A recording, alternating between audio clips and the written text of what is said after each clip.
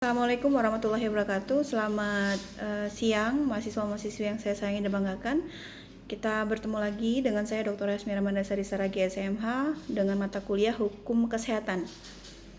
Seperti biasa, jangan lupa untuk absensi tetap ya di e-learning karena di sana ada pertinggalnya.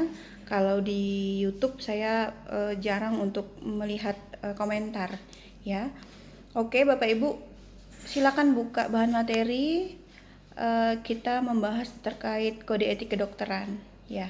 Kode etik profesi berasal dari kata etika ya, bahasa Yunani ethos ya. Dalam Kamus Bahasa Karangan Purwodaminta diartikan sebagai adat, kebiasaan, akhlak, watak, perasaan, sikap atau cara berpikir.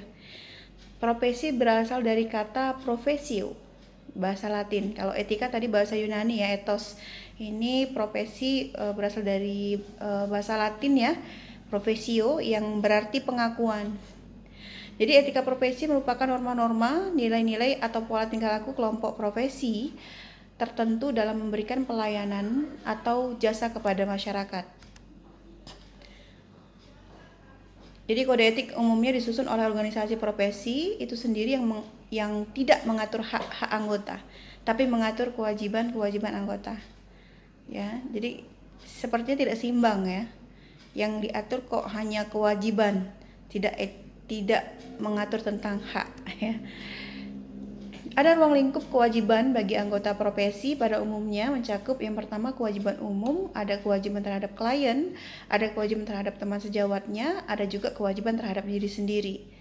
Jadi ternyata diri sendiri juga ada kewajibannya ya. Yang kita tahu selama ini ada umum, kemudian terhadap klien dan terhadap teman sejawat. Tapi ternyata ada juga kewajiban terhadap diri sendiri.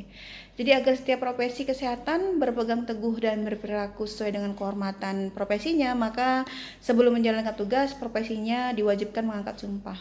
Jadi bukan hanya dokter ya atau nakes yang mengangkat sumpah ya, atau diambil sumpah sebelum menjalankan profesinya, tapi penegak hukum juga seperti advokat, jaksa, pihak kepolisian dan hakim ya, dan lain sebagainya.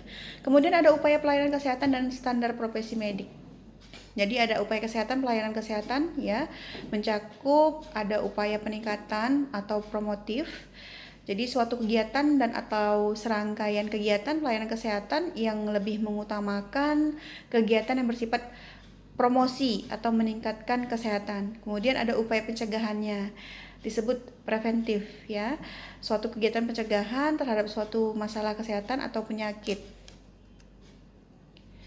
Kemudian ada upaya penyembuhan atau kuratif ya, suatu kegiatan atau serangkaian kegiatan pengobatan yang ditujukan untuk penyembuhan penyakit, pengurangan akibat penyakit, pengendalian penyakit, atau pengendalian kecacatan agar kualitas penderita dapat terjaga seoptimal mungkin.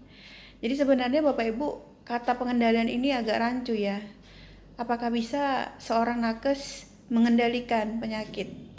Seolah-olah kata kendali itu kewenangan ada di tangan kita, ya kan?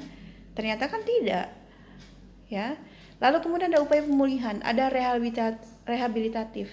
Suatu kegiatan, serangkaian kegiatan untuk mengembalikan bekas penderita ke dalam masyarakat sehingga dapat berguna untuk dirinya dan masyarakat sesuai dengan kemampuannya. Artinya berbaur ya. Jadi masyarakat juga harus menerima orang-orang yang bekas penderita ya, yang sudah sembuh ya. Istilahnya kalau dalam hukum pidana misalnya residif ya. Orang yang melakukan tindak pidana setelah keluar dari penjara, apakah masyarakat menerimanya? Ya, jarang. Kadang-kadang masyarakat takut, dia dijauhi. Nah kasihan. Jadi berikan dia kesempatan. Mungkin dia akan menjadi lebih baik lagi setelah sudah dibina di lembaga permasyarakatan. Nah itu contohnya ya Bapak Ibu. Jadi ada beberapa upaya ya. Upaya pelayanan kesehatan tradisional juga ada ya, yaitu pengobatan atau perawatan dengan cara obat yang mengacu pada pengalaman, keterampilan turun-temurun secara empiris yang dapat dipertanggungjawabkan dan diterapkan sesuai dengan norma-norma yang berlaku di dalam masyarakat. Ya, jadi ada beberapa upaya-upaya Bapak Ibu dalam hukum kesehatan ya, standar profesi medik ada upaya kesehatan, peningkatan, promotif, pencegahan, preventif, kemudian ada penyembuhan kuratif atau pemulihan rehabilitatif ya, dan ada upaya pelayanan kesehatan tradisional. Baik, terima kasih Bapak Ibu.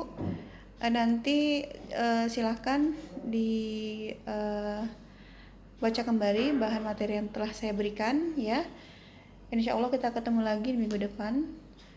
Saya mohon maaf jika ada kesilapan. Wassalamualaikum warahmatullahi wabarakatuh.